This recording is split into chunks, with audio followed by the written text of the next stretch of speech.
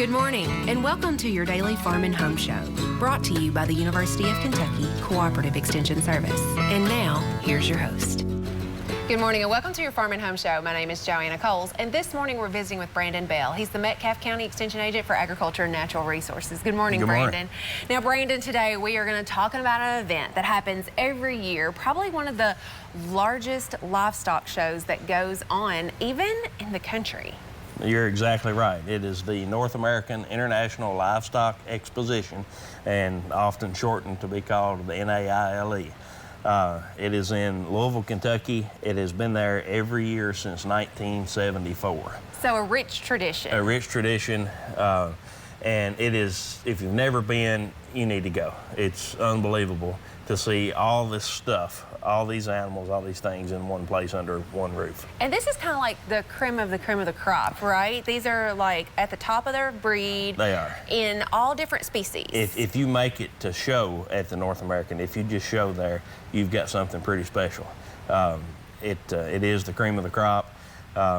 There will be people there exhibiting from 48 states, and there typically is 30,000 or so total entries.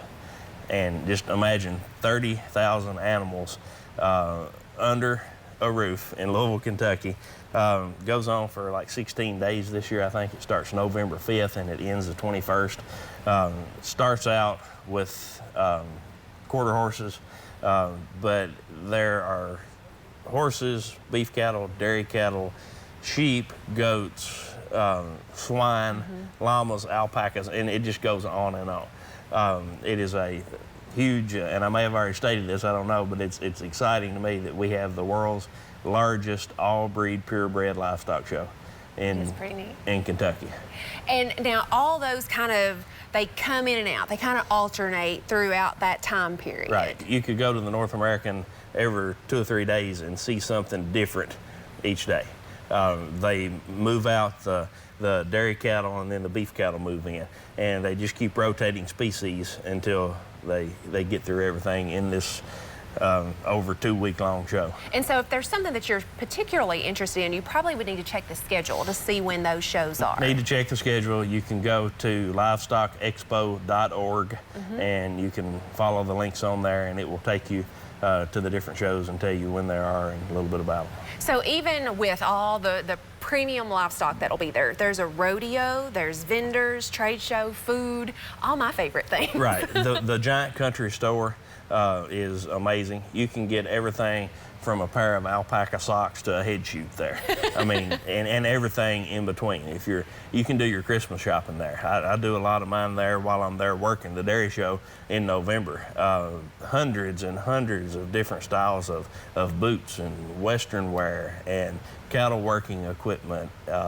Just you name it, and it's there. Yeah, so you could almost spend half a day just in the trade show area, the vendor area, but they also have educational workshops that go on throughout the day, right. too. And a lot of schools, you see a lot of school buses there. A lot of schools will take groups there, and it is very educational. A lot of people may have never been that close to many of these different types of animals. How often do you have a chance to walk right up beside an alpaca?